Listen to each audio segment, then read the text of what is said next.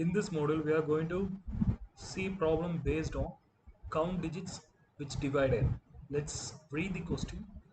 Given a positive integer n, so n will be a positive integer.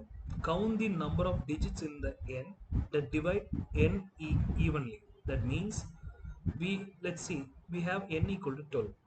So count the number of digits in n. So n has 1 and 2, and that divide n evenly. So that divides the entire 12 evenly without leaving any remainder.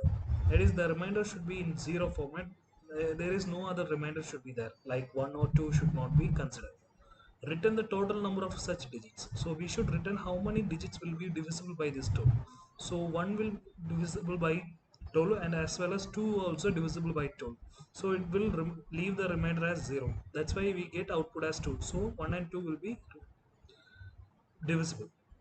After that we have n equal to 2, 4, 4, 6.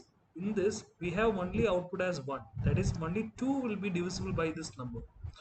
4 and 6 will not be divisible because it will give another remainder as 1 or 2 anything.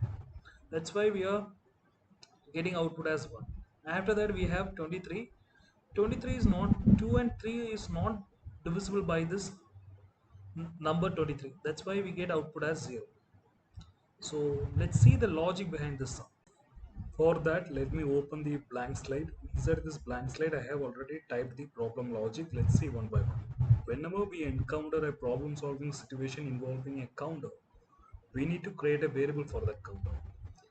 So in this problem, we have a return type as integer. That is, when we get the output value as integer, not any decimal value. That's why we are using integer data type for creating this counter variable. And it will be returned as int count equal to 0. So we are giving default value as 0. After that we extract each digit with the help of modulo. So we will use n modulo 10 to get the last digit. That is nothing but we need to extract our last digit from the number. For example, we have 12, we need to get this 2. For that we are using 12 modulo 10. So we get the output as, so we get the value as 2. So after that we check if n modulo 10 equal to 0. If that is nothing but, let's say we have n as 12 and digit as 2.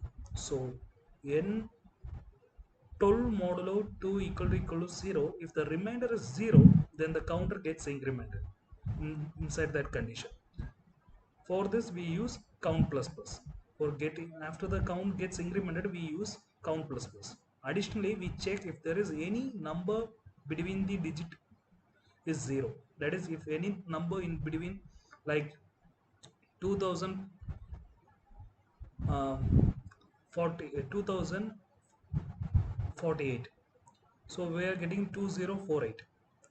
For like that number, there is in between 0.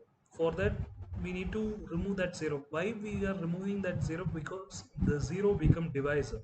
So when the 0 will become divisor, and the value will be undefined. For that purpose only we are using d is not equal to 0. After that we remove the last value from the digit. Like we need to remove the 2. After that we need to execute 1, right? So we are removing this value. For that purpose we are using n divided by 10, or n equal to n divided by 10, and return the count value. So when we return the count value, the count value goes to the function evenly divides, and we get the output as for 12 we get output as 2. Let's see the sum. Let's type the code. For that I'm going to type int count as 0. That is nothing but I am going to create an integer variable name count, and setting value as default value as 0 for the count variable. Sorry, count for counter. After that I'm going to type a variable called org. That is nothing but origin. I am going to store this n.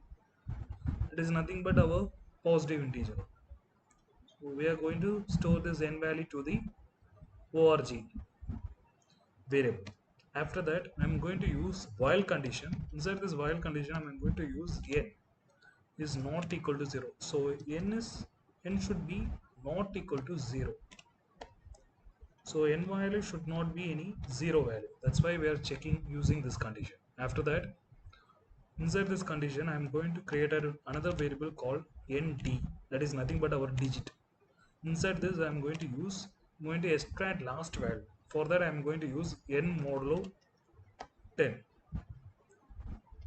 So we get our extracted value, which will be stored in the d, that is nothing but our digit value. After that, I'm going to use if condition. Inside this if condition, I'm going to check two conditions. That is, d is not equal to 0. That is nothing but d value should not be the value in between should not be any zero value. If there is any zero value, you should remove that value. You should ignore that value, or it will be become 0 will become as a divisor. For that only we are using this condition. After that, we are going to use AND operator. After that, we are going to check org modulo d equal to 0.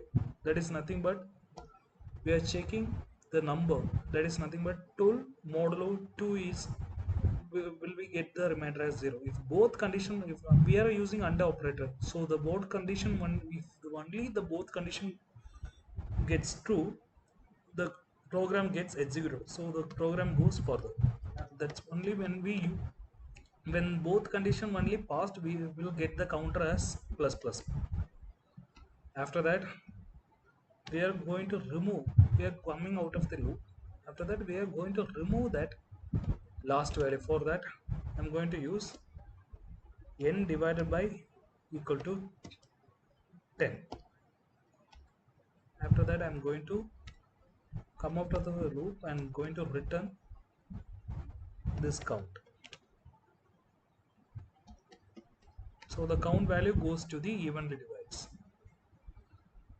So the count value will be stored as, for 12, the value gets incremented as 1. After that, the value gets again goes to the condition and it becomes 1.